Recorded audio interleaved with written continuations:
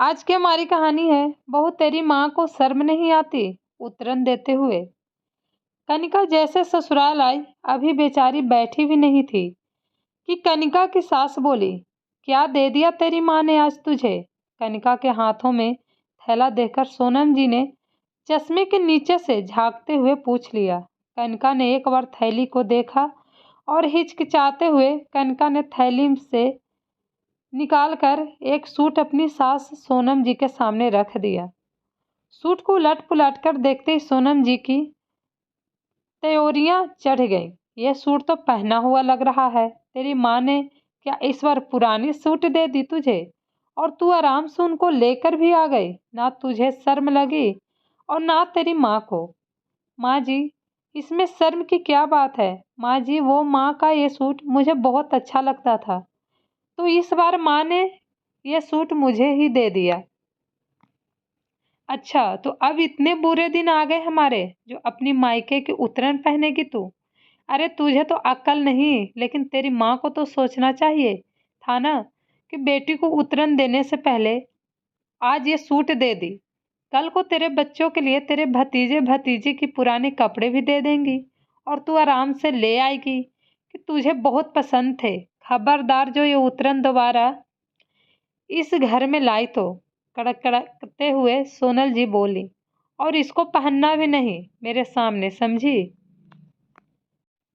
कनिका सहम कर रह गई। बात यह है कि आजकल कनिका की माँ की तबीयत कुछ ठीक नहीं रहती, तो कनिका पास में होने की वजह से रोज थोड़ी देर के लिए माँ से मिलने अपने मायके चली जाती थी। अब ऐसे समय में माँ और भाभी कुछ देना चाहती तो कानिका खुद ही मना कर देती थी। कहती, मैं तो सिर्फ माँ से मिलने आ जाती हूँ, इसलिए प्लीज आप लोग ये लेना देना मत किया करो। खुशी का माहौल हो तो मुझे भी कुछ लेना अच्छा लगता है, लेकिन इस वक्त आप लोगों पर बेवजह का बोझ डालना मुझे बिल्कुल अच्छा नहीं लगता।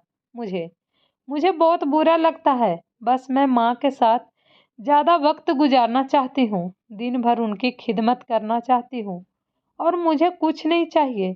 आज जब कनिका अपने मायके माँ से मिलने गई तो माँ की अलमारी में टंगा बनारसी सूट देखकर बोल उठी, माँ तुम्हारा ये सूट मुझे बहुत अच्छा लगता है। जब तुम इसे पहनती थी तो सच में बहुत सुंदर लगती थी। यह सूट आपको नानी ने दी थी ना माँ, बहुत ही प्यारा सूट है। तब कनिका की माँ ने कहा, बेटा लेकिन अब कहाँ मैं ये सूट पहनूंगी। तुझे पसंद है तो तू ले जा, मेरी निशानी समझकर, और तू पहनना। माँ की बात सुन कनिका भावुक हो उठी। ऐसा क्यों बोल रही हूँ माँ, देखना तुम ठीक हो जाओगी। कहते हुए कनिका अपनी माँ के गले से लग कर बिलख पड़ी। उसे भी अंदेशा था कि माँ अब ज़्यादा दिन नहीं रहने वाली थी, क्योंकि माँ को कैंसर हो गया था और वो लास्ट स्टेज पर था। बहुत डॉक्टर को दिखाया, लेकिन सबका कहना यही था, कोई फायदा नहीं ऑपरेशन का, क्योंकि उम्र भी हो गई और लास्ट स्टेज भी है। तो बस आप लोग सेवा करें जितने दिन भी हैं। वापस आते वक्त माँ ने कनिका के थैले में वो सूट डाल दिया, लेकिन जिस सूट को कनिका माँ की निशानी समझकर लाई थी, वो उसकी सास को सिर्फ उतरन नजर आ रही थी, और उन्होंने ये ने बिना सोचे समझे कनिका की बेइज्जती कर दी।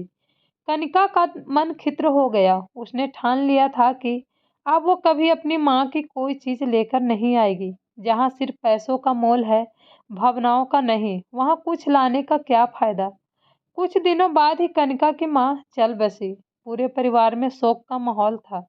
कनिका भी 13वीं तक अपने मायके में ही थी। 13वीं के दिन कनिका के पति और सास ससुर भी कनिका के मायके गए थे। सारा काम निपटाने के बाद कनिका जब विदा होकर वापस ससुराल जाने लगी तो कनिका की भाभी माँ की अलमारी से निकाल कर माँ के जेवर कनिका को देते हुए बोली, दीदी माँ ने कहा था कि ये आपको दे देना है।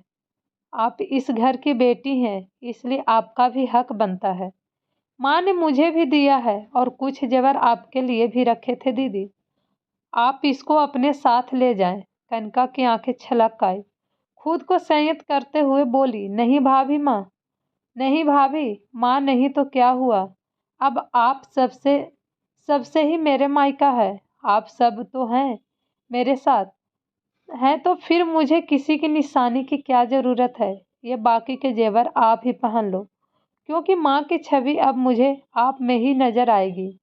अब आप ही मेरे लिए माँ की जगह हो। भाभी, इसको आप पहनिएगा तो मुझे आप में माँ दिखेगी। कहते हुए कनका ने वो जेवर अपनी भाभी के हाथों में दे दिए। पास खड़ी कनिका की सास और पति भी देख रहे थे, लेकिन कुछ कह नहीं पाए। सास को तो कनका पर बहुत गुस्सा आ रहा था। घर आते ही कनका की सास भी फर पड़ी। भला इस वक्त भी कोई मना करता है लेने से? इस वक्त तो बेटियां को देने में से माँ को आत्मा को शांति मिलती है। जब अपने मन से वो दे रहे थे तो क्या जरूरत थी मना करने की? बाकी के सारे गहने तो उस भाभी के पास ही तो रहने थे, तू अपना हिस्सा ले लेती। कभी ना कभी काम तो आ जाता, लेकिन तू बड़ी दानी निकली, उसको भी दान कराई। सास की बातें सुनकर आज कनका के मन का दर्द शब्द बनकर होठों से बाहर निकल पड़े। क्यों माँ जी, मैं भला माँ की उतरन इस घर में कैसे ले आती? आपने तो कहा था कि आइंदा कभी माँ के उतरन लेकर मत आना। वो सूट तो माँ ने मुश्किल से 2-4 बार पहना था, लेकिन वो जेवर तो माँ हमेशा पहने रखती थी। फिर वो उतरे हुए जेवर मैं कैसे ले आती माँ जी? आप अपनी कही बात भूल गई माँ जी, लेकिन मुझे आपकी कही बात याद थी, और मैंने आपकी ही बात का भरम रखा कि वही दोबारा से आपको बुरा ना लगे कि मैं फिर से अपनी माँ की उतरन ले आई। बोलकर आंखों में आंसू लिए कनिका अपने कमरे की तरफ बढ़ गई और सास निरुत्तर सी देखती रह गई, लेकिन मन ही मन बड़बड़ाती रही, भला गहने भी कभी उतरन होते हैं? मुझे क्या, खुद ही अपने पैरों पर कुल्हाड़ी मारे तो मारे। बेवकूफ कहीं की, बड़ी दानी बनी, बाद में खुद पछताएगी जब भाभी भाई नहीं पूछेंगे। मुझे क्या, कनिका की सास बड़बड़ाती रही, लेकिन कनिका को वो अपने किए पर पछतावा नहीं था, बल्कि वो खुश थी, क्योंकि भाभी में भी उसको माँ की छवि ही दिखती थी, और माँ बाप के बाद तो मायका भाई और भाभी से ही होता है। अगर आपको ये कहानी पसंद आए तो मेरे चैनल को लाइक एंड सब्सक्राइब ज़रूर कीजिएगा। Thank you so much.